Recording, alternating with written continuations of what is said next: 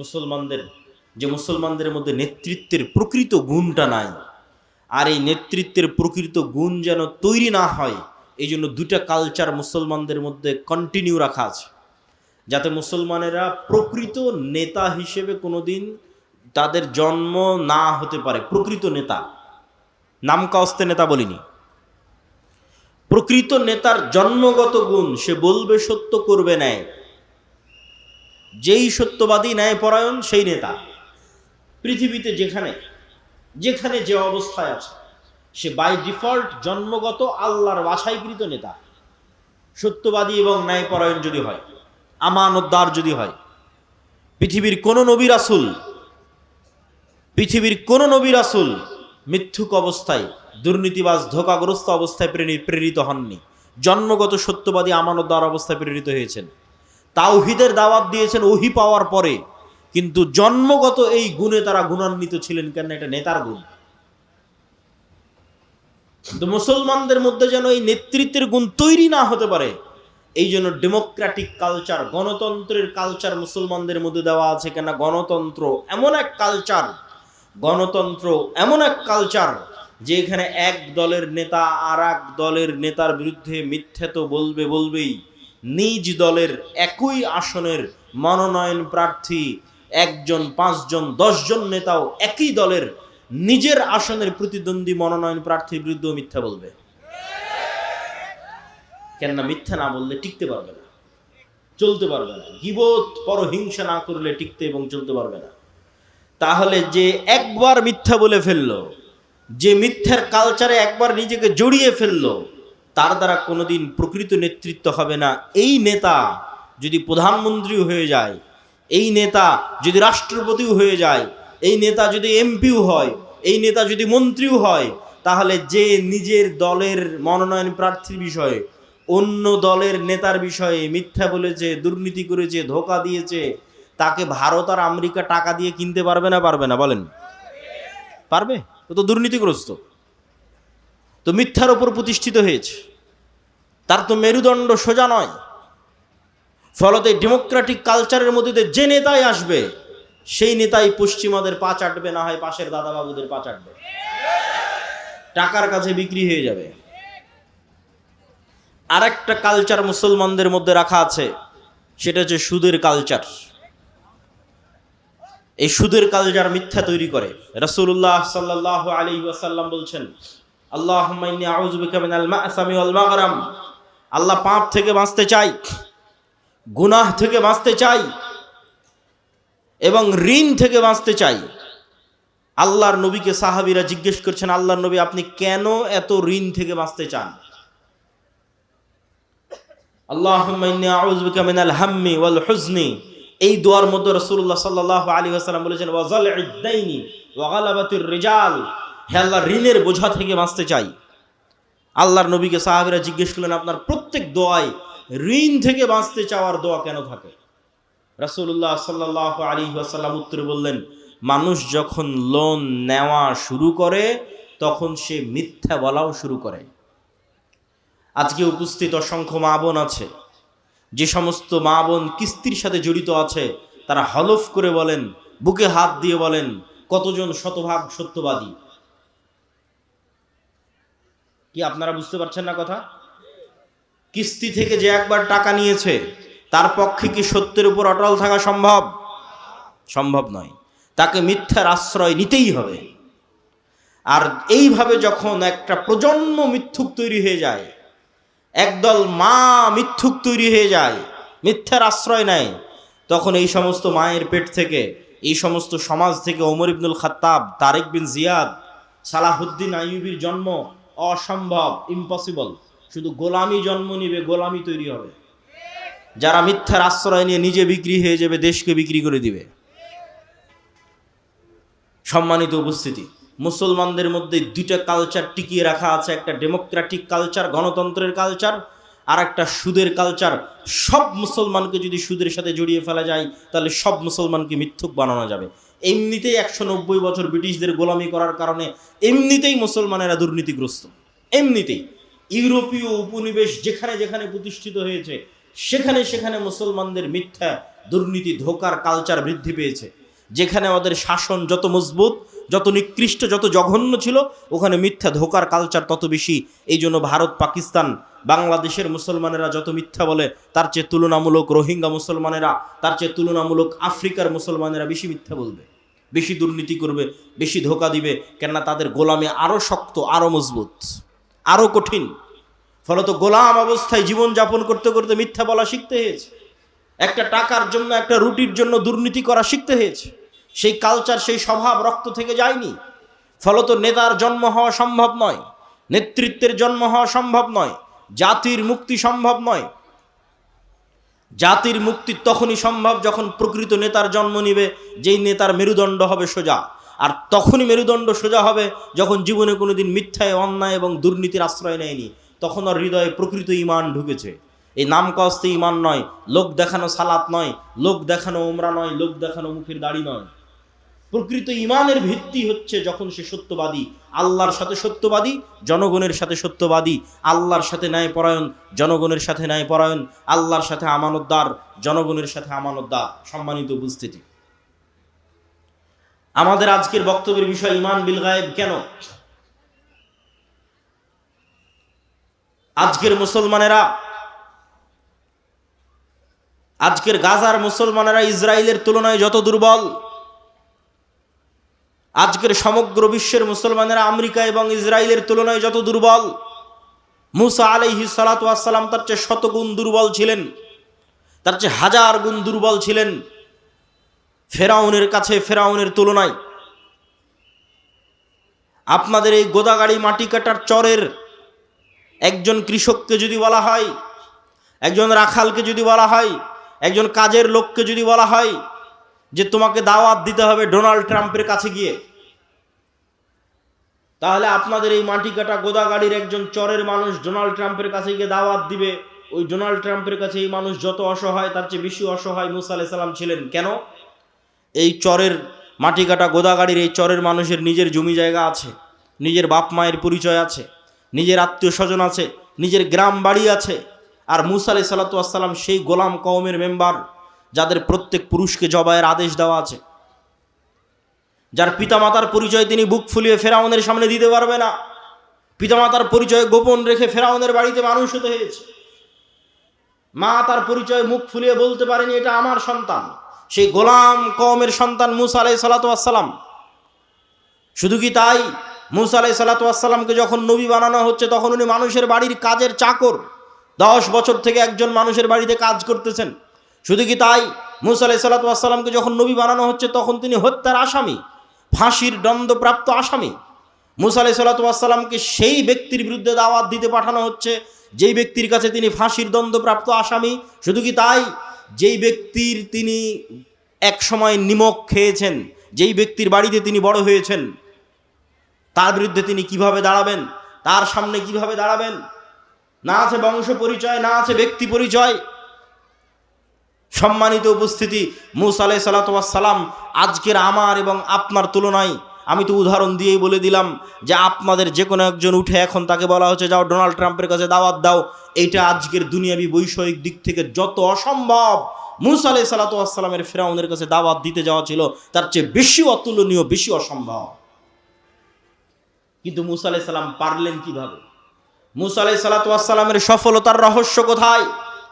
মুসা আলাইহিস সালাতু ওয়াস সালাম তখনই সম্ভব ফেরাউনের সামনে বুক ফুলিয়ে দাওয়াত দেওয়া, যখন মুসা আলাইহিস সালাতু ওয়াস সালামের অন্তরে ঈমান বিল গায়েব, ইয়াকিনের লেভেলে, যে চোখে যা দেখা যাচ্ছে তাই সব নয়, এর বাইরে আড়ালে গায়েব আছে, গায়েবী মদদ আছে, আল্লাহর ক্ষমতা, আল্লাহর অস্তিত্ব, আল্লাহর শক্তি, ফেরেশতার অস্তিত্ব, নূরের অস্তিত্ব, এগুলো সম্পর্কে যখন মুসা আলাইহিস সালাতু ওয়াস সালামের ইয়াকিন অর্জিত হবে, গায়েবের ওপর যখন মুসা আলাইহিস সালামের ইলমে ইয়াকিন হাসিল হবে, তখন মুসা আলাইহিস সালামের কাছে এই বিশাল ফেরাউনের সাম্রাজ্য একটা ধূলিকণার চাইতেও, একটা পিঁপড়ার চাইতেও দুর্বল মনে হবে।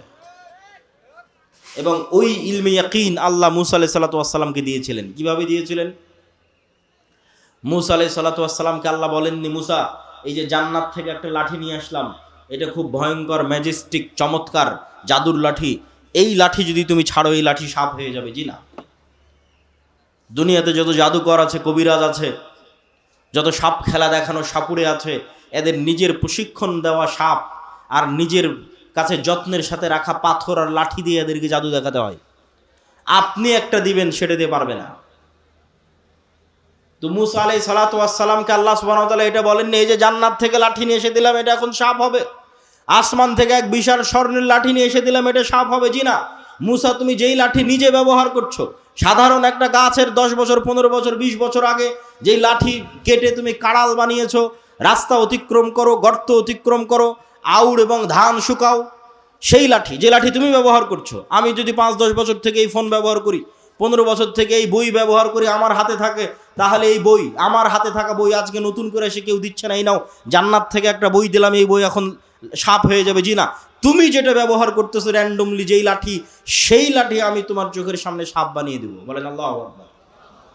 এটা হচ্ছে আল্লাহর শক্তি, যাতে মুসা আলাইহিস সালাতু ওয়াস সালামের ইলমে ইয়াকিন হাসিল হয় গায়েবের উপর।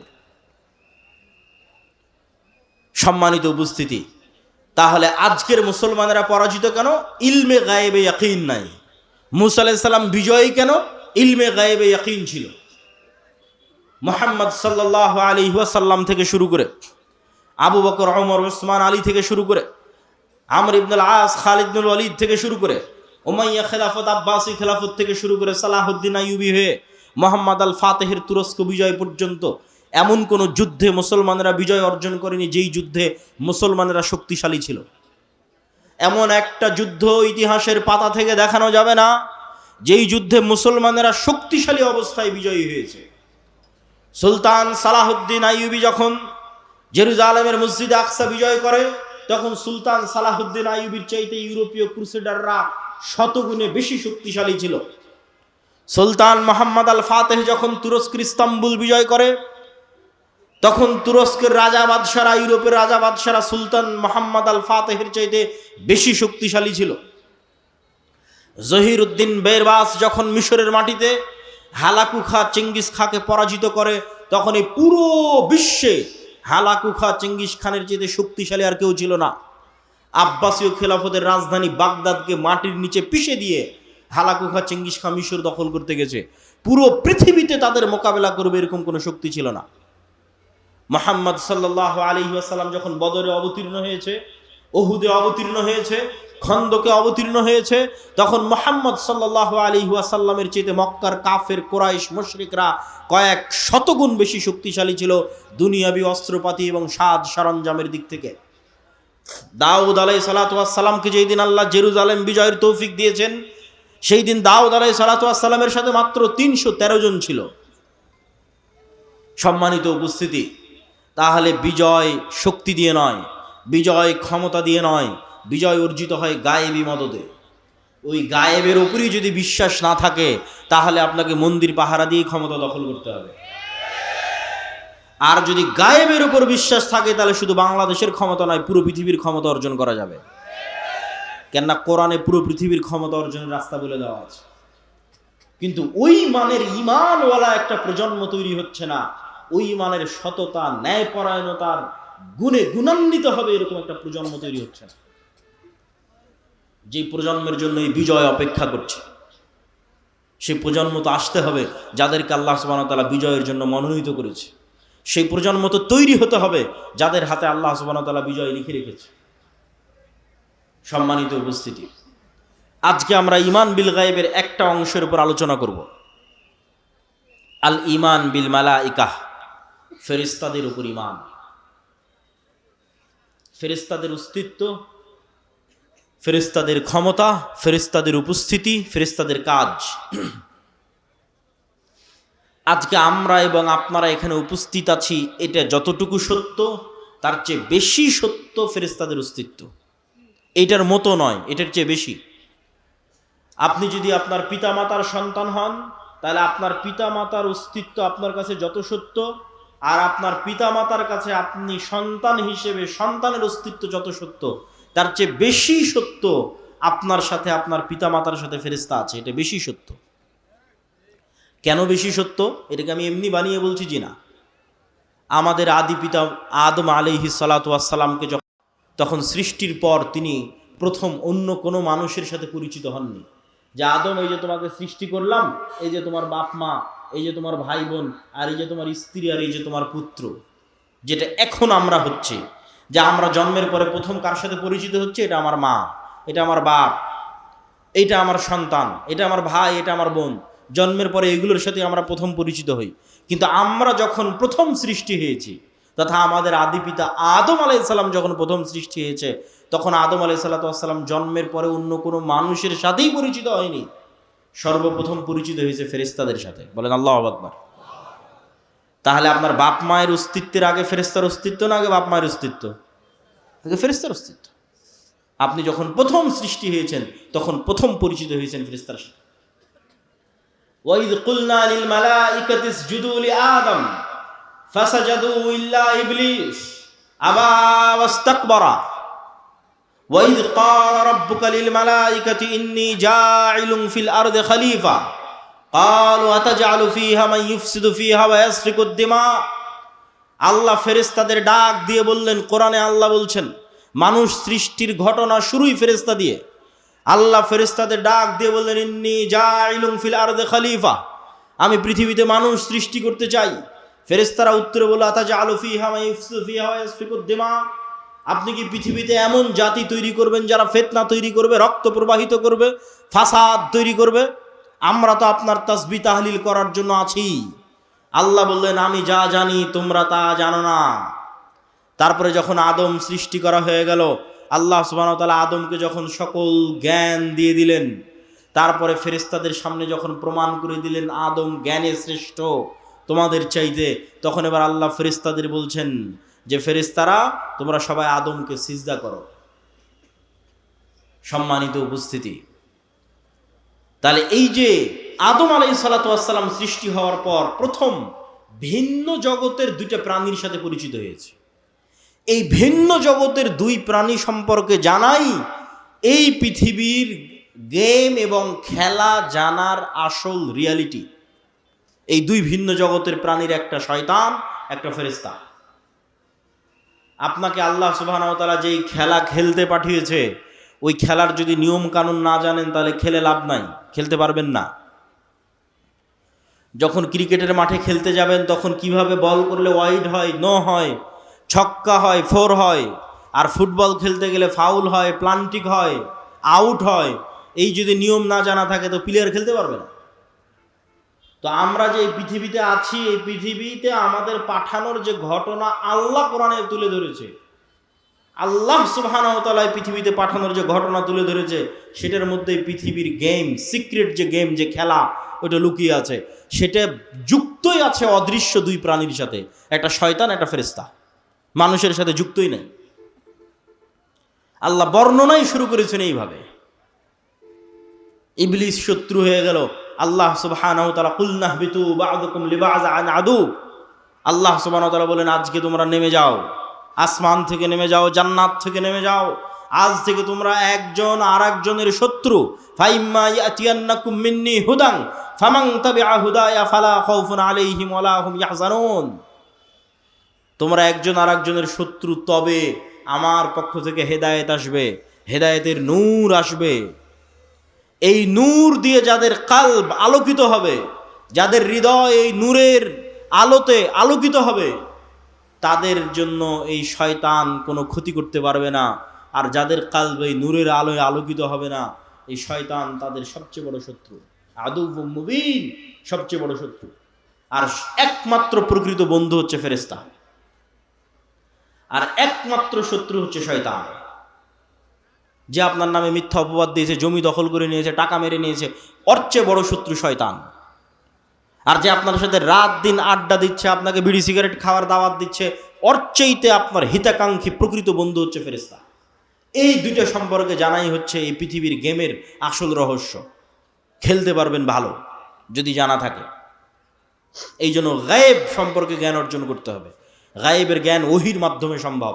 সম্মানিত উপস্থিতি, আমাদের আলোচ্য বিষয় ঈমান বিল মালায়েকা, ফেরেশতা। ফেরেশতারা নূরের তৈরি।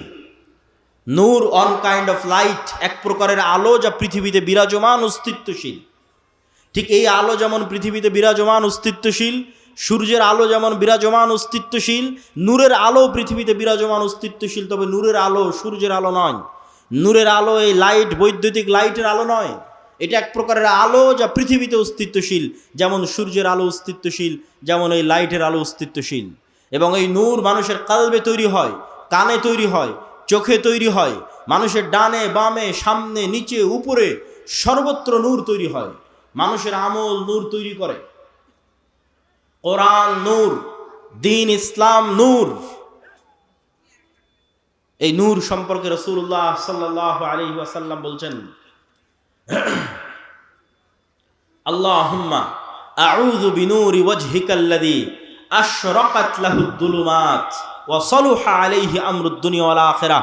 হে আল্লাহ, আপনার চেহারা যেই নূর দিয়ে ঢাকা আছে, সেই নূরের দোহাই দিয়ে আপনার কাছে পরিত্রাণ চাচ্ছি, যেই নূরের উপর আসমান এবং জমিনের সকল কাজ একটা আর একটার সাথে কানেক্টেড, যেই নূরের মাধ্যমে। হিজাবুহুন নূর লাউ কাশাফাহু লাহরাকাত সুবহাত ওয়াজহি। আল্লাহর চেহারার পর্দা হচ্ছে নূর। আল্লাহ এবং সৃষ্টিজীব, আল্লাহ এবং আসমান জমিন, এই দুইটার মধ্যে আর হিসেবে, পার্থক্যকারী হিসেবে সারা আসমান এবং জমিনে বিরাজমান আছে নূর। এটাই গায়েব। যদি এই নূরের পর্দা সরিয়ে নেওয়া হতো, লাউ কাশাফাহু লাহরাকাত সুবহাত ওয়াজহি, তাহলে আল্লাহর চেহারার তাজাল্লিতে আসমান এবং জমিন জ্বলে পুড়ে ছারখার হয়ে যেত। এই নূর সম্পর্কে রাসূলুল্লাহ সাল্লাল্লাহু আলাইহি ওয়াসাল্লাম বলেন, আল্লাহুম্মা জাআল ফি কলবি নূরা। হে আল্লাহ, আমার হৃদয়ে নূর তৈরি করে দেন। ওয়া ফি সামঈ নূরা, আমার কানে নূর তৈরি করে দেন। ওয়া ফি বাসরি নূরা, আমার চোখে নূর তৈরি করে দেন। আমার সামনে পিছনে ডানে বামে সর্বত্র নূর তৈরি করে দেন। তাহলে নূর এমন একটা অস্তিত্বশীল বিষয় যা তৈরি হতে পারে। আপনার চোখের পাওয়ার যেমন ধরা পড়ে, বাস্তবে তো ধরা পড়ে না। বাস্তবে তো দেখলে চোখ ঠিকই আছে, কিন্তু মেশিনে দেওয়ার পর যখন ধরা পড়ে যে চোখের পাওয়ার কমে গেছে, কাজের বাস্তবায়নে যখন অনুভূতি দেখেন যে না আমি কম দেখতে পাচ্ছি, তো আপনার চোখের পাওয়ারের কম বেশি যেমন সত্য, আপনার চোখে নূর আছে অথবা নাই এটা তার চেয়ে বেশি সত্য। আপনার হার্টবিট যেমন কাঁপতেছে, রক্ত যেমন প্রবাহিত হচ্ছে, এই রক্তের প্রেসার চোখে দেখা যায় না, কিন্তু যখন ঠিকই যন্ত্র ধরা হচ্ছে তখন রক্তের প্রেসার উঠে আসতেছে। শরীরের তাপমাত্রা চোখে দেখা যায় না, কিন্তু যখন ঠিকই থার্মোমিটার ধরা হচ্ছে তখন উঠে আসতেছে। এই থার্মোমিটারে শরীরের তাপমাত্রা যত সত্য, এই রক্তের প্রেসার যত সত্য, এই হার্টবিট যত সত্য, এই হার্টের মধ্যে নূর তৈরি হয় তার চেয়ে বেশি সত্য। সম্মানিত উপস্থিতি, আমি বলিনি, রাসূলুল্লাহ সাল্লাল্লাহু আলাইহি ওয়াসাল্লামের হাদিসের অনুবাদ করছি। এটাই গায়েব। এই গায়েব সম্পর্কে যত জ্ঞান অর্জন করবেন তত আপনার জন্য এই পৃথিবীতে চলা সহজ হয়ে যাবে। আজকে এখানে আব্দুর রাজ্জাক বিন ইউসুফ, আব্দুল্লাহ বিন আব্দুর রাজ্জাক আসবে, এটা শোনার পর যারা এখানে উপস্থিত হয়েছেন তাদের অন্তরে বিন্দু মাত্র হলেও নূর আছে, এই জন্য এখানে উপস্থিত হতে পেরেছে। আর যারা শোনার পরও, কোনো কাজ না থাকার পরও, জরুরি প্রয়োজন না থাকার পরও আসেননি, খোঁজ নিয়ে দেখেন, বিশেষ করে যদি 3 জুমা পরস্পর মিস দিয়ে থাকে, তাহলে খাতামাল্লাহু আলা কুলুবিহিম, ওর অন্তরে চুল পরিমাণও নূর নয়, ওটা একটা মৃত হৃদয়। এইভাবে আমাদের হৃদয়ে, আমাদের চোখে, আমাদের কানে, ডানে বামে নূর আছে, নূর তৈরি হয়। আল্লাহ সুবহানাহু ওয়া তাআলা কোরআনকে নূর বলছেন।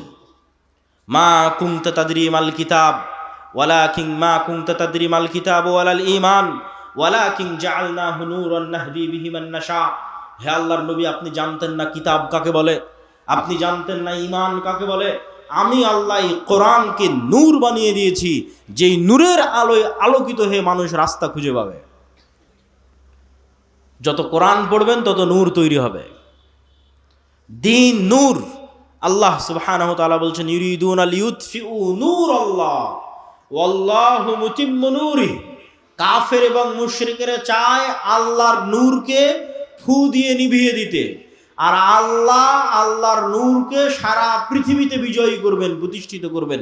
বলেন আল্লাহু আকবার। এই নূর হচ্ছে ইসলাম। ওয়াহি নূর, আল্লাহ সুবহানাহু ওয়া তাআলার পক্ষ থেকে যে ওয়াহি এসেছে, কোরআন ওয়াহি, ইসলাম ওয়াহি, এই ওয়াহি নূর। এই নূরকে আল্লাহ সুবহানাহু ওয়া তাআলা বিজয়ী করেই ছাড়বেন পৃথিবীতে। আল্লাহ নিজে বলছেন পবিত্র কোরআনে। সম্মানিত উপস্থিতি, ঠিক তেমনি আমি যেটা বললাম যে আপনাদের সৎ আমল নূর তৈরি করে। ঠিক যেমন আপনারা মোবাইলের ব্যাটারিতে চার্জ দিয়ে সারাদিন ব্যবহার করলেন, সারা রাত চার্জ দিলেন, সারাদিন ব্যবহার করলেন, ঠিক এই দুনিয়াতে আমলের মাধ্যমে আমরা নূর রিসিভ করি, নূর জমা করি, নূর তৈরি করি। আর এই গায়েবের পর্দা উন্মোচন হওয়া মাত্র, তথা মৃত্যু এসে যাওয়া মাত্র, মৃত্যু আসা আর গায়েবের পর্দা উন্মোচিত হওয়া শেষ, তথা মৃত্যু আসার পর থেকে আপনি গায়েবের জগতে চলে গেছেন। যেটা এতদিন বিশ্বাস করতেন সেই জগতে চলে গেছেন। ওই জগতে যাওয়ার পর থেকেই এই দুনিয়াতে করা আমলের প্রভাব দেখতে পাবেন। আপনার আমলের নূর আপনার অন্ধকার কবরকে আলোকিত করবে। আপনার আমলের নূর কিয়ামতের অন্ধকারকে আলোকিত করবে। আপনার আমলের নূর আপনাকে পুলসিরাত অতিক্রম করতে সহযোগিতা করবে। আল্লাহ সুবহানাহু ওয়া তাআলা কোরআন মাজিদে বলছেন, ওয়াল্লাযীনা আমানু মাআহু নূরুহুম ইয়াসআ বাইনা আইদিহিম ওয়া বিআইমানিহিম। যারা ঈমান আনয়ন করেছে তাদের নূর কিয়ামতের মাঠে তাদের ডানে বামে বিচ্ছুরিত হবে। ইয়াওমা তারাল মুমিনিনা ওয়াল মুমিনাত নূরুহুম ইয়াসআ নূরুহুম বাইনা আইদিহিম ওয়া বিআইমানিহিম। মুমিন এবং মুমিনারা কিয়ামতের মাঠে দেখতে পাবে তাদের আমলের নূর তাদের ডানে এবং বামে বিচ্ছুরিত হচ্ছে। আজকে যখন আপনি ওযু করছেন তখন আপনি নূর তৈরি করছেন। এই নূর আজ দেখা যাচ্ছে না, যদিও বাস্তবে অস্তিত্বশীল আছে, কিন্তু গায়েব দেখা যাচ্ছে না, নূরই গায়েব।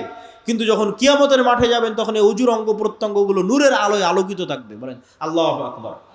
এটা আপনার দুনিয়াতে করা ওযুর প্রভাব কিয়ামতের মাঠে দেখা যাবে। দুনিয়াতে ওযু করে যে নূর জমা করেছেন সেই নূর কিয়ামতের মাঠে প্রকাশিত হবে। এই নূর অস্তিত্বশীল, এই নূর বাস্তব। সম্মানিত উপস্থিতি, সেই নূরের তৈরি হচ্ছে ফেরেশতা।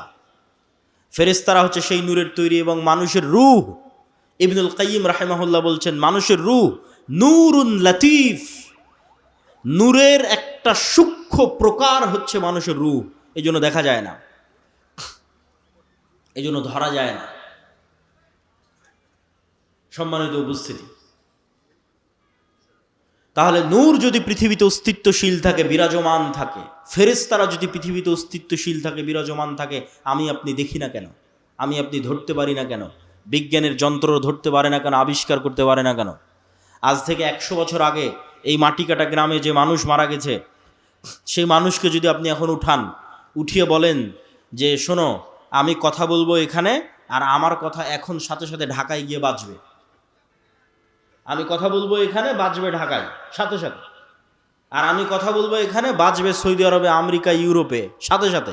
1 সেকেন্ড দেরি হবে না। বিশ্বাস করবে না। এটা তার কাছে গায়েব ছিল। আজ থেকে 100 বছর আগে যারা পৃথিবী থেকে চলে গেছে, এটা তাদের কাছে গায়েব। আর আল্লাহ আমাদের জন্য এই নিয়ামত উন্মোচন করে দিয়েছে। কথা বলছি এখানে, এই লাইভে ক্যামেরায় আমেরিকায় যে বসে আছে সেও শুনতে পাচ্ছে আমার কথা এখান থেকে ইনস্ট্যান্ট ভেসে উড়ে আমেরিকা গিয়ে বাজতেছে। 100 বছর আগে মানুষ এটা বিশ্বাস করতো না।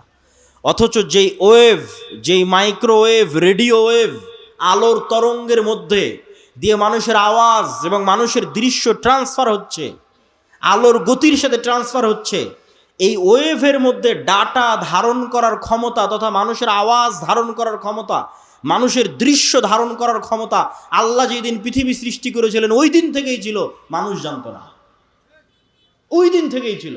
আজ এসে মানুষ আবিষ্কার করেছে, কিরে এই আলোর তরঙ্গ তো ডাটা ধারণ করে, যেটার উপর আজকের ইন্টারনেট দাঁড়িয়ে আছে, যেটার উপর আজকের আধুনিক মোবাইল কম্পিউটারের সভ্যতা দাঁড়িয়ে আছে, শুধু এই আলোর মাইক্রোওয়েভ, রেডিও ওয়েভের মাধ্যমে ডাটা ট্রান্সফার করা। অথচ আমরা কত বোকা দেখেন, সবসময় ফোনে কথা বলতেছি, আমেরিকা, ইউরোপ, লন্ডন সব জায়গায় কথা বলতেছি ফোনে, সাথে সাথে সেখানে আমাদের কথা পৌঁছে যাচ্ছে। অথচ এটা বিশ্বাস করতেছি না যে এই কথা আল্লাহও সাথে সাথে শুনতে পাবে। আরে মানুষের তৈরি প্রযুক্তির মাধ্যমে, আল্লাহর দেওয়া সিস্টেম ব্যবহার করে সাথে সাথে কথা পৌঁছে যাচ্ছে আমেরিকায়, আর মানুষ বিশ্বাস করে না যে তার কথার সাথে সাথে আল্লাহ সুবহানাহু ওয়া তাআলা শুনতে পাচ্ছেন, যদিও আল্লাহ এই সিস্টেমের মুখাপেক্ষী নন। আল্লাহ সুবহানাহু ওয়া তাআলা এগুলো থেকে পবিত্র এবং আরও ঊর্ধ্বে। কিন্তু মানুষ যদি এত দূর পারে তাহলে আল্লাহ কত দূর পারতে পারে? মানুষ যদি এত দূর পারে তাহলে আল্লাহ সুবহানাহু ওয়া তাআলা কত দূর পারতে পারেন? মানুষ যদি এত দূর পারে। এটা দিয়ে কি বলছিলাম? যে এটাই 100 বছর আগে গায়েব ছিল। তাহলে আপনি দেখতে পান না, আপনি বুঝতে পান না, তার মানে পৃথিবীতে না, এটা মিথ্যা কথা। আজ থেকে 100 বছর আগে একটা মানুষ যদি বলে থাকে কথা এখানে বলবো বাঁচবে আমেরিকায়, এটা অসম্ভব, তাহলে এটা মিথ্যা কথা।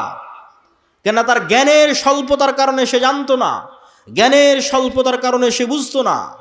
তাহলে যা জানেন না, যা বুঝেন না, যা দেখেন না, তা বাস্তবে না, এটা মিথ্যা। এবং বর্তমান পৃথিবীতে এমনও উদাহরণ দেওয়া সম্ভব, যেই উদাহরণগুলো আপনাকে বুঝতে সহযোগিতা করবে যে না, পৃথিবীতে এখনো এমন কিছু আছে যা মানুষ জানতে পারে না, মানুষের বিজ্ঞানও জানতে পারে না। যেমন কুকুরের ঘ্রাণ শক্তি মানুষের চাইতে 10,000 গুণ বেশি। এখানে যে মাইকগুলো আছে, আমি কোনো সেন্ট এই মাইক থেকে পাচ্ছি না, কোনো সেন্ট নাই। এই প্লাস্টিকের এই যে বোতল, এটার থেকেও কোনো সেন্ট পাচ্ছি না। তা আমি যদি বলি যে এই মাইকের কোনো গন্ধ নাই, এটা মিথ্যা কথা। আমি যদি বলি এই পানির কোনো গন্ধ নাই, এটা মিথ্যা কথা। অত সূক্ষ্ম লেভেলের গন্ধ নেওয়ার ক্ষমতা আমার নাই। এই মাইকটাই আপনি একটা কুকুরের নাকের সামনে রাখেন, দিয়ে রাজশাহীর সাহেব বাজারে ফেলে আসেন, এখানকার মাটি কাটার কুকুর ওই রাজশাহীর সাহেব বাজারে এই মাইক খুঁজে বের করে নিয়ে আসবে। শুধু কি তাই? একটা ক্যান্সার সেলের পর্যন্ত গন্ধ, ক্যান্সারের কোষের পর্যন্ত গন্ধ কুকুর ধারণ করতে পারে। করোনা ভাইরাসের মতো সূক্ষ্ম জিনিসের গন্ধ কুকুর ধারণ করতে পারে। 1 গুণ 2 গুণ বলা নাই তো, মানুষের চেয়ে 10,000 গুণ বেশি বলা আছে, যে 10,000 গুণ বেশি সক্ষম। মানুষ এখনো এই লেভেলের কোনো যন্ত্র আবিষ্কার করতে পারেনি, এই জন্য মানুষ কুকুরকেই কাজে লাগায়। তাহলে পৃথিবীতে এমনও গন্ধ বিরাজমান, যেই গন্ধ মানুষ নিতে পারে না, যেই গন্ধ মানুষের তৈরি যন্ত্র নিতে পারে না, কিন্তু আল্লাহর সৃষ্টিজীব নিতে পারে, এমন গন্ধ পৃথিবীতে বিরাজমান। ঠিক এমন আওয়াজ পৃথিবীতে বিরাজমান। আজকে আমি যেখানে দাঁড়িয়ে বক্তব্য দিচ্ছি, এর আশেপাশে যদি কোনো পিঁপড়া চলমান থাকে, ওই পিঁপড়ার আওয়াজ আমি শুনতে পাচ্ছি না। এই রেকর্ডার, দামি রেকর্ডারও যদি ওই পিঁপড়ার কাছে লাগিয়ে দেওয়া হয়, তো এই রেকর্ডার ওই পিঁপড়ার আওয়াজ ধরতে পারবে না। কিন্তু আমি যদি বলি ওই পিঁপড়ার হাঁটার কোনো আওয়াজ নাই, এটা মিথ্যা কথা। ওই পিঁপড়ার হাঁটার যে আওয়াজ আছে, সাপের চলার যে আওয়াজ আছে, যত সূক্ষ্ম লেভেলের আওয়াজ হতে পারে, সে আওয়াজ মানুষ ধরতে না পারলেও, মানুষের তৈরি যন্ত্র ধরতে না পারলেও আল্লাহর আরাক সৃষ্টিজীব ধরতে পারে। যেমন বিজ্ঞানীরা হাতির কথা বলেছে যে তার শ্রবণ শক্তি সবচেয়ে সূক্ষ্ম। তাহলে কবরের আযাব হচ্ছে, আপনি শুনতে পান না, তার মানে হচ্ছে না? কি বলেন? আপনি শুনতে পাচ্ছেন না, এই জন্য কবরের আযাব হচ্ছে না? এটাই গায়েব। তাহলে আমরা কি বলছি? আমরা বলছি পৃথিবীতে এমনও গন্ধ আছে যা মানুষ পায় না, মানুষের তৈরি যন্ত্র পায় না। এমনও আওয়াজ আছে যা মানুষ পায় না, মানুষের তৈরি যন্ত্র পায় না। এবার আসেন, এমনও আলো আছে যেটা আমরা প্রমাণ করতে চাচ্ছি। এমনও আলো আছে যা মানুষ দেখে না, মানুষের তৈরি যন্ত্র দেখে না, কিন্তু আল্লাহর সৃষ্টিজীব দেখে। রাসূলুল্লাহ সাল্লাল্লাহু আলাইহি ওয়াসাল্লাম বলেন, ইজা সামি'তুম সাইহাতাদ দিকাহ, যখন তোমরা মোরগের আওয়াজ শোনো, তখন আল্লাহর কাছে কল্যাণের দোয়া করো, কেননা মোরগ রাআতিল মালাইকা, ফেরেশতার যে নূর, যেই নূরের আলো মানুষের চোখ ধরতে পারে না, যেই নূরের আলো মানুষের তৈরি যন্ত্র ধরতে পারে না, সেই নূরের আলো আল্লাহর সৃষ্টিজীব মোরগ দেখতে পায়। বলেন আল্লাহু আকবার। তাহলে ফেরেশতা অস্তিত্বশীল, নূর অস্তিত্বশীল, প্রমাণ আল্লাহর সৃষ্টিজীব। রাসূলুল্লাহ সাল্লাল্লাহু আলাইহি ওয়াসাল্লাম বলছেন, যখন তোমরা দেখো গাধা ডাকে, যখন তোমরা দেখো কুকুর ডাকে, তখন আল্লাহর কাছে শয়তান থেকে বাঁচতে চাও, কেননা গাধা এবং কুকুর শয়তানের আলো দেখতে পায়। শয়তানের আলো কিন্তু ভিন্ন আলো। এটা আগুনের তৈরি আলো, ফেরেশতারটা নূর, এটা সরাসরি গায়েবী নূরের সাথে সম্পৃক্ত। আর শয়তানেরটা আমরা যেমন দুনিয়ার মাটি থেকে তৈরি, এরকম শয়তানেরটা আগুন থেকে তৈরি, সেটা আর এক ভিন্ন লেভেলের আলো। এই জন্য মোরগ যেটা দেখতে পায় ওটা কুকুর দেখতে পায় না, কুকুর যেটা দেখতে পায় ওটা মোরগ দেখতে পায় না। আর এই যে একজনের আর একজনের সাথে বৈচিত্র্য, এটা অস্বাভাবিক কাল্পনিক কিছু না, এটা বাস্তব। আপনি আজকে আমাকে যেমন দেখছেন, আমি কতটুকু লম্বা, কতটুকু মোটা চিকন, চেহারা কেমন, কতটুকু দাড়ি, সাদা না কালো, এটা দেখে আপনি আমাকে চিনতেছেন। পৃথিবীর কোনো সৃষ্টিজীব মানুষকে এভাবে চেনে না, কুকুরও আপনাকে এভাবে চেনে না। কুকুর তো মাত্র দুটো আলো দেখতে পায়, ও কিভাবে দেখবে আপনি সাদা না কালো? কিভাবে দেখবে আপনি কতটুকু লম্বা, কতটুকু মোটা? ওটা ধারণ করার ক্ষমতা কুকুরের নাই, কুকুরের ভিন্ন লেভেলের দেখার ক্ষমতা। তাহলে কুকুর চিনে কেমনে এটা? আপনি গন্ধ দিয়ে চিনে যে এটা আপনি। তো এরকম আপনি যদি একটা বন্ধকার ঘরের মধ্যে একটা ঘেরা ঘরের মধ্যে যদি একটা পাখি ছেড়ে দেন, তাহলে পাখি খুঁজে পাবে না কোথায় জানালা। এখানে একবার বাড়ি খাবে, এখানে একবার বাড়ি খাবে, এখানে একবার বাড়ি খাবে। কেন? পাখি যতটুকু দেখে, আপনি যেভাবে দেখেন পাখি ওভাবে দেখতে পায় না।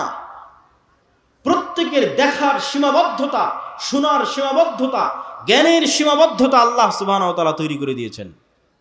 এখন পাখি যদি বলে যে না এই ঘরে কোনো জানালা নাই, তাহলে এটা যেমন মিথ্যা। মানুষ যদি বলে এই পৃথিবীতে ফেরেশতার অস্তিত্ব নাই, এটা তেমনই মিথ্যা। এটা দেখার কম বেশির উপর নির্ভর করে। মানুষকে আল্লাহ 3D ত্রিমাত্রিক জগতে আটকে রেখে দিয়েছে। এর বেশি ঊর্ধ্বে ওঠার ক্ষমতা মানুষের নাই। মানুষ সময়ের সাথে আবদ্ধ, মানুষ আলোর সাথে আবদ্ধ। সময়ই আলো, আলোই সময়। আর এই পৃথিবী আর মানুষের এই যে 3D জগৎ, এই কয়টার মধ্যেই সীমাবদ্ধ। সম্মানিত উপস্থিতি, তাহলে আমরা প্রমাণ করছিলাম যে পৃথিবীতে এমন অদৃশ্য কিছু আছে যা মানুষের পক্ষে দেখা সম্ভব নয়, মানুষের তৈরি যন্ত্রের পক্ষে দেখা সম্ভব নয়। সেই রকম এক অদৃশ্য অস্তিত্বের নাম ফেরেশতা, যারা এখনো এখানে আছে। এবার চলেন ফেরেশতাদের উপর সাহাবীরা কেমন লেভেলের বিশ্বাস রাখত, তাহলে আপনি বুঝতে পারবেন আপনার কোন লেভেলের বিশ্বাস দরকার। ফেরেশতাদের সাথে সাহাবীদের বিশ্বাস সম্পর্কে দ্রুত কয়েকটা হাদিস বলে আমার বক্তব্যের শেষের দিকে চলে যাওয়ার চেষ্টা করব। সম্মানিত উপস্থিতি, সাদ বিন মুআজ রাদিয়াল্লাহু তাআলা আনহু, তিনি যখন মারা গেলেন, তখন রাসূলুল্লাহ সাল্লাল্লাহু আলাইহি ওয়াসাল্লাম বলছেন ইহতাজ্জালাহু আরশুর রহমান, রহমানের আরশ সাদ বিন মুআজের মৃত্যুতে কেঁপে উঠেছে। ওয়া ফুতিহাত লাহু আবওয়াবুস সামা, আসমানের দরজাগুলো সাদ বিন মুআজের জন্য খুলে দেওয়া হয়েছে। ওয়া শাহিদাহু ৭০ আলফাম মিনাল মালায়েকা, আর সাদ বিন মুআজের জানাজায় ৭০,০০০-এর বেশি ফেরেশতা তোমাদের সাথে সাদ বিন মুআজের জানাজায় অংশগ্রহণ করেছে। আল্লাহু আকবার।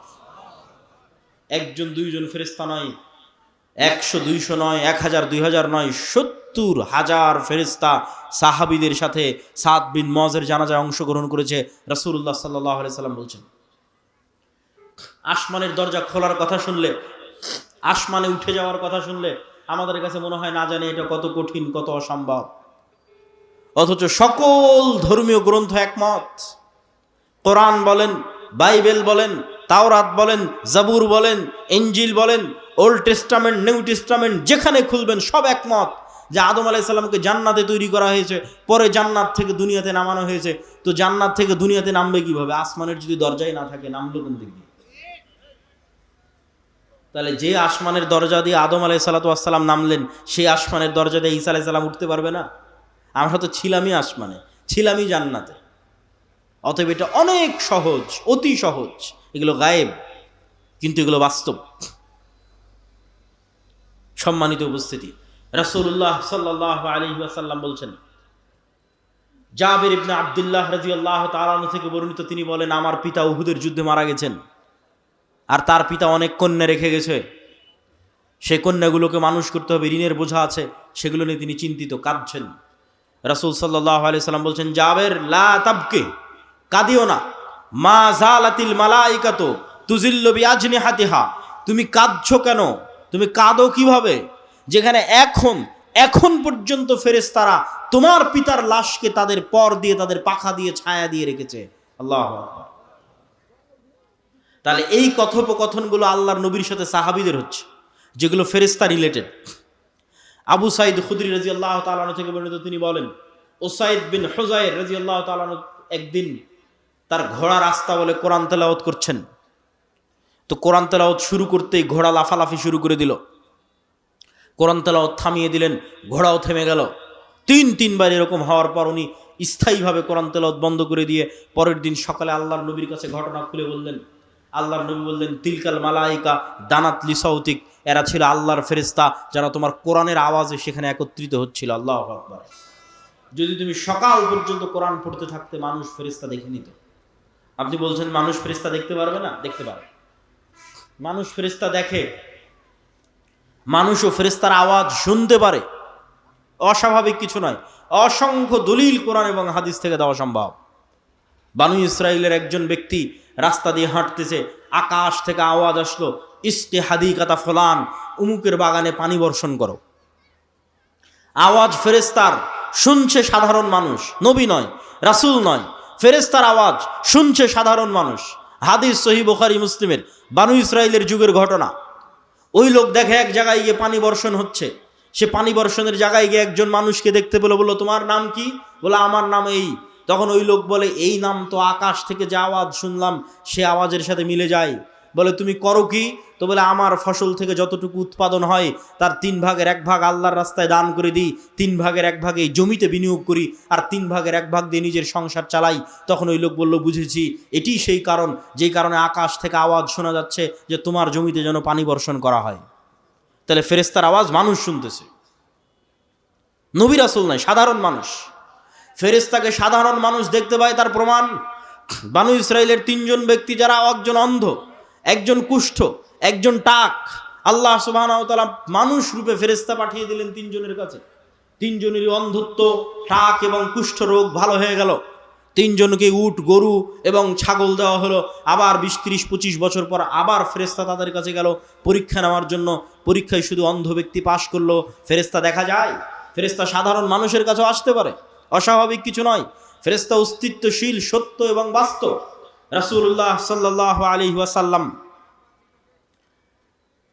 বলছেন, আব্দুল্লাহ বিন আব্বাস রাদিয়াল্লাহু তাআলা আনহু থেকে বর্ণিত, একজন মুসলিম ব্যক্তি একজন মুশরিককে ধাওয়া করতেছে যুদ্ধের মাঠে। ধাওয়া করতে করতে এক পর্যায়ে গিয়ে দেখে তাকে আঘাত করার আগেই ওই মুশরিক উল্টে পড়ে আছে এবং তার আহত স্থান থেকে, ক্ষত স্থান থেকে রক্ত বের হচ্ছে। তো তাকে তো সে হামলাই করে, হামলা করার আগে পড়লো কিভাবে, রক্ত কেমনে বের হলো? সাহাবী রাসূলুল্লাহ সাল্লাল্লাহু আলাইহি ওয়াসাল্লামের কাছে এসে যখন ঘটনা বর্ণনা করছেন, আল্লাহর নবী বলছেন, জালিকা মিন মাদাদিস সামাই সালিসা, এটি ছিল 3য় আসমান থেকে আসা ফেরেশতার আক্রমণ। শুধু কি তাই, রাসূলুল্লাহ সাল্লাল্লাহু আলাইহি ওয়াসাল্লাম সাদ বিন আবি ওয়াক্কাস রাদিয়াল্লাহু তাআলা আনহু থেকে বর্ণিত, রাআইতু ইয়াওমা উহুদিন, সাদ বিন আবি ওয়াক্কাস বলছেন, আমি উহুদের যুদ্ধের দিন দেখছি আমার ডানে আমার বামে, আমার ডানে এবং আমার বামে রজুলাইনি আলাইহিমা সিয়াবুন বিদুন মা রাআইতুহুমা ক্বাবলু ওয়ালা বা'দ, আমার ডানে এবং বামে 2 জন সাদা পোশাকধারী ব্যক্তি বীর বিক্রমে যুদ্ধ করছে। আশাদ্দাল কিতাল, ভয়ঙ্কর যুদ্ধ করছে। মা রাআইতুহুমা ক্বাবলু ওয়ালা বা'দ, আমার জীবনে তাদেরকে আগেও কোনোদিন দেখিনি, পরেও কোনোদিন দেখিনি। আল্লাহর নবীকে যখন জিজ্ঞেস করা হলো, আল্লাহর নবী বললেন, এরা 2 জন ছিল জিবরাইল এবং মিকাইল। আল্লাহু আকবার। জিবরাইল এবং মিকাইল যুদ্ধের মাঠে অবতীর্ণ হয়েছে, সাহাবীদের সাথে যুদ্ধ করতেছে। সাহাবীরা দেখতে পাচ্ছে, হাদিস সহিহ, অসংখ্য হাদিস এবং অসংখ্য কোরআনের আয়াত। সম্মানিত উপস্থিতি, আয়েশা রাদিয়াল্লাহু তাআলা আনহা বলছেন, আল্লাহর নবী খন্দকের যুদ্ধ থেকে ফিরে আসলেন। ফিরে এসে ওয়াজা আসসালাহ ওয়াগতাসালা, অস্ত্র রেখে দিলেন, গোসল করলেন। জিবরাইল উপস্থিত। জিবরাইল বলছে, আপনি অস্ত্র রেখেছেন, আমরা অস্ত্র রাখিনি। মানে ফেরেশতাদের বাহিনী এখনো অস্ত্র রাখেনি। কেন রাখেনি? 3টে ইহুদি গোত্র, বানু কুরাইজা, বানু কায়নুকা, বানু নাজির গাদ্দারি করেছে মুহাম্মদ সাল্লাল্লাহু আলাইহি ওয়াসাল্লামের সাথে, এদের শাস্তি দিতে হবে। আল্লাহর নবী সাহাবীদের বললেন, ফেরেশতা বাহিনী এখন অস্ত্র রাখেনি, চলো, যুদ্ধ এখনো শেষ হয়নি। আনাস রাদিয়াল্লাহু তাআলা আনহু বলছেন, কান্নি আনজুরু ইলাল গুবারি সাতিআন ফি যুকাকি বানি গানাম।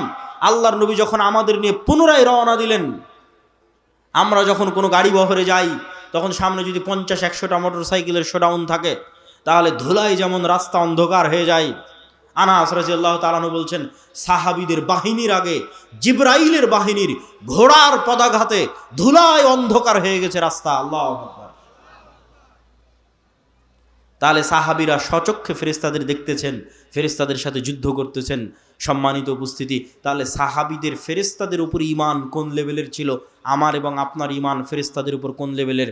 মুখে বলে দিলাম আমানতু বিল্লাহি ওয়া মালাইকাতিহি, আল্লাহর উপর ঈমান আনি, ফেরেশতার উপর ঈমান আনি, ঈমানই নাই। সাহাবীদের ঈমানের সাথে মেপে দেখেন। বক্তব্যের শেষে চলে এসেছি। বক্তব্যের শেষে এতটুকু বলতে চাই, শয়তান মানুষের শত্রু, ফেরেশতা মানুষের বন্ধু।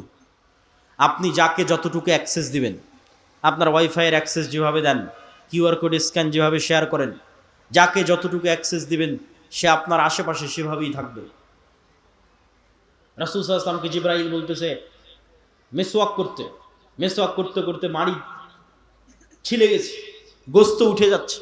আল্লাহর নবীর মতো পবিত্র মুখে যদি জিবরাইলের কষ্ট হয়, আর আপনারা যারা এখানে উপস্থিত আছেন, আপনাদের এই গোদাগাড়ি মাটি কাটার মানুষ যারা প্রতিদিন বিড়ি আর সিগারেট টানতেছে, ওর মুখের মধ্যে শয়তান আছে না ফেরেশতা আছে?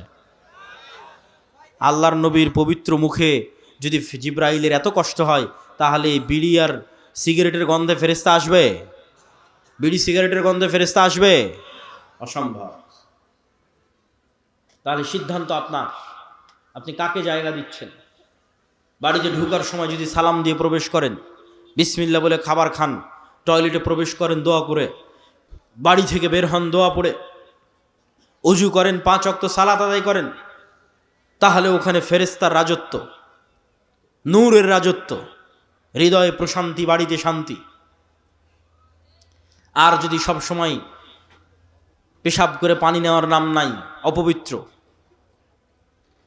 সারাদিন বিড়ি সিগারেটের দুর্গন্ধ, সালামের নাম নাই, কোরআনের নাম নাই, অজুর নাম নাই, ফরজ গোসলের নাম নাই, তাহলে শয়তানের গোলাম। তার হৃদয়ে, তার কালবে নূর মারা গেছে, তার বাড়িতে শয়তানের রাজত্ব, বরকতবিহীন বাড়ি। সম্মানিত উপস্থিতি, এভাবেই পৃথিবী চলতেছে, এটিই পৃথিবীর রিয়ালিটি। আপনি নিজেও পরীক্ষা করতে পারেন।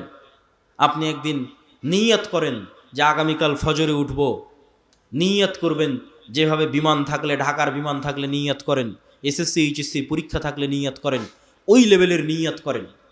নিয়ত করার পর আপনাকে মোবাইলের অ্যালার্মও দেওয়া লাগবে না, মানুষকে বলাও লাগবে না যে আমাকে ফজরে উঠিয়ে দিও। কেননা রাসূল সাল্লাল্লাহু আলাইহি ওয়াসাল্লাম বলছেন, কেউ যদি আয়াতুল কুরসি পড়ে পবিত্র অবস্থায়, পবিত্র অবস্থায় ঘুমানোর সুন্নাত অনুযায়ী ঘুমায়, তাহলে ফজর পর্যন্ত আল্লাহর পক্ষ থেকে একজন ফেরেশতা তার মাথার কাছে দায়িত্ব পালন করে। আল্লাহু আকবার। তাহলে ফজরে উঠাতে আপনাকে অ্যালার্মও লাগবে না, ফজরে উঠাতে মানুষও লাগবে না, কেন আপনার মাথার কাছে ফেরেশতা দায়িত্বরত আছে। আমি বলিনি, রাসূল সাল্লাল্লাহু আলাইহি ওয়াসাল্লাম বলছেন, বাস্তবে আপনি পরীক্ষা করে দেখতে পারেন। সম্মানিত উপস্থিতি, বক্তব্যের শেষে চলে এসেছি। আজকের বক্তব্যের সারমর্ম কি? আমাদের একটা প্রজন্ম দরকার, যে প্রজন্ম ঈমান বিল গায়বের উপর ইয়াকিন রাখবে, তাহলে ওদের কোনোদিন কম্প্রোমাইজ করা লাগবে না। সাহাবীরা যখন যুদ্ধের মাঠে গেছে, স্বচক্ষে ফেরেশতার সাহায্য দেখে কেউ যদি যুদ্ধ করতে যায় তাহলে দুনিয়াবী শক্তির উপর জীবনে ভরসা করবে না, ও তো স্বচক্ষে ফেরেশতার সহযোগিতা দেখেছে, আল্লাহর পক্ষ থেকে পাঠানো ফেরেশতা। সম্মানিত উপস্থিতি, তাহলে ঈমান বিল গায়বে ইয়াকিন লাগবে, আর নেতৃত্বের তৈরি হওয়া লাগবে, একটা প্রজন্ম লাগবে, যে প্রজন্ম ন্যায় পরায়ণতা, সত্যবাদিতা, আমানতদারিতার উপর বড় হবে, যেই প্রজন্মের ঈমান বিল গায়বে ইয়াকিন থাকবে, যেই প্রজন্ম আল্লাহর নবী এবং আল্লাহর দিনে চুল পরিমাণ কম্প্রোমাইজ করবে না। পাশের দাদাবাবুরা তাদের ওই গোমূত্র পানকে, তাদের ওই গোবরপূর্ণ দিন এবং ধর্মকে, ভ্রান্ত দিনকে, যেই দেশ তৈরি হয়েছিল সেকুলারিজমের উপর, ধর্মনিরপেক্ষ মতবাদের উপর, সেই রাষ্ট্রে তারা কট্টর হিন্দুত্ববাদ প্রতিষ্ঠা করেছে। আর যেই বাংলাদেশ 47-এ ইসলামের উপর প্রতিষ্ঠিত হয়েছে, সেই বাংলাদেশের সব রাজনৈতিক দল, সেই বাংলাদেশের সব মুসলমানেরা বলে না, আমরা অনেক বড় সেকুলার, আমরা অনেক বড় ধর্মনিরপেক্ষ মতবাদে বিশ্বাসী, আমরা কেউ মৌলবাদী নই। এই ভয়টা কোথায় থেকে তৈরি হয়? নিজের দিনের উপর এই কঠোরতা আসে না কেন? ইবনে খালদুন বলেছেন, রাষ্ট্র আসাবিয়া ছাড়া তৈরি হওয়া সম্ভব নয়। দিনের উপর যে যত কট্টর, যেই দিন বাংলাদেশের মুসলমানেরা তাদের দিনের উপর কট্টর হয়ে যাবে, ওই দিন বাংলাদেশ স্বাধীন হয়ে যাবে। এটা হলো স্বাধীনতার একমাত্র মূলনীতি, আসাবিয়া, নিজের দিনের উপর কঠোর হওয়া, শেষ, স্বাধীন। আর যতদিন কম্প্রোমাইজ করে বলবে যে না আমি সেকুলার, আমি ধর্মনিরপেক্ষ, আমি অমুক, ছাড় দিবে, তাদের ইমান এখনো ঠিক হয়নি, ইমান বিল গায়েবে এখনো বিশ্বাস নাই, ইমান বিল গায়েবে বিশ্বাস তৈরি হয়নি। তাহলে ইমান বিল গায়েবে বিশ্বাসওয়ালা, ইয়াকিনের লেভেলে বিশ্বাসওয়ালা, সৎ এবং ন্যায়পরায়ণ একদল প্রজন্ম লাগবে, যারা আমল সালেহের মাধ্যমে আসমান থেকে গায়েবী মদদ কেটে নিয়ে আসতে পারবে। সালাত সেই আমল সালেহ যা আসমান থেকে গায়েবী মদদ কেটে নিয়ে আসে। রাতের সালাত সেই আমল সালেহ যা আসমান থেকে গায়েবী মদদ কেটে নিয়ে আসে। জিকির সেই আমল সালেহ যা আসমান থেকে গায়েবী মদদ কেটে নিয়ে আসে। এই জন্য যুদ্ধের মাঠেও সালাত আদায় করতে হয়। কেননা দুনিয়াবী শক্তি দিয়ে মুসলমানদের বিজয় সম্ভব নয়। দুনিয়াবী শক্তি দিয়ে মুসা আলাইহিস সালামের বিজয় হয়নি। দুনিয়াবী শক্তি দিয়ে অতীতেও কোনোদিন মুসলমানদের বিজয় হয়নি। মুসলমানদের লাগবে ইমান বিল গায়বি ইয়াকিন, লাগবে সত্যবাদী আমানতদার একদল প্রজন্ম, যারা আমল সালেহ দিয়ে আসমান থেকে গায়েবী মদদকে টেনে নিয়ে আসতে পারবে। তাদের হাতে ইসলামের বিজয় সূচিত হবে। আল্লাহ সুবহানাহু ওয়া তাআলা কবুল করুক। বক্তব্যের শেষে চলে এসেছি। এই যে আপনাদের সাথে সাক্ষাৎ, এই যে আপনাদের সাথে মোলাকাত, এটা যদি অস্থায়ী একদিনের সাক্ষাৎ হয় তাহলে হবে না, এটাকে স্থায়ী রূপ দিতে হবে। আর এই স্থায়ী রূপ দেওয়ার এক নম্বর বড় মাধ্যম মাসিক আল ইতিসাম। কোথায় বছরে বাংলাদেশের 600-র অধিক উপজেলায় আমরা কয়দিন যাব, কতবার, কিভাবে যাব? পুরো বছরে যদি 100টা প্রোগ্রামও করি তবুও এক বছরে 600টা উপজেলায় যাওয়া যাবে না। তাহলে আপনার এখানে একবার না দুইবার না তিনবার মিস হতেই পারে। যেমন গতবার আমাদের আসা হয়নি, আবারও হয়তো সামনে 1-2-3 বছর না আসা হতে পারে। কিন্তু মাসিক আল ইতিসাম যদি আপনার বাড়িতে যাই, তাহলে প্রতি মাসে আমি আব্দুল্লাহ নিজে মাসিক আল ইতিসামে 3টা লেখা লিখি, সম্পাদকীয় লিখি, মিন্নাতুল বাড়ি লিখি, স্বাভাবিক একটা প্রবন্ধ লিখি। এই জন্য আজকে যারা এখানে উপস্থিত হয়েছেন, মনে করছেন আমাদের থেকে জ্ঞান নেওয়া প্রয়োজন, আমাদের সাথে সম্পৃক্ত থাকা প্রয়োজন এবং এটা দাবি, এটা হওয়া উচিত, প্রত্যেকে অনুরোধ জানাবো অন্তত মাসিক আল ইতিসাম নিয়ে যাবেন। 2 নম্বর সম্পৃক্ত হওয়ার উপায় আমাদের বই। যে বই থেকে আজকের আলোচনা করছিলাম সেটাও আমার লেখা বই, জানি না কয় কপি আজকে থাকবে। আল্লাহর পথে যাত্রা এই বইয়ের নাম। এটা ইমান বিল গায়েবের উপরই লেখা, ওখান থেকে আলোচনা করতেছিলাম।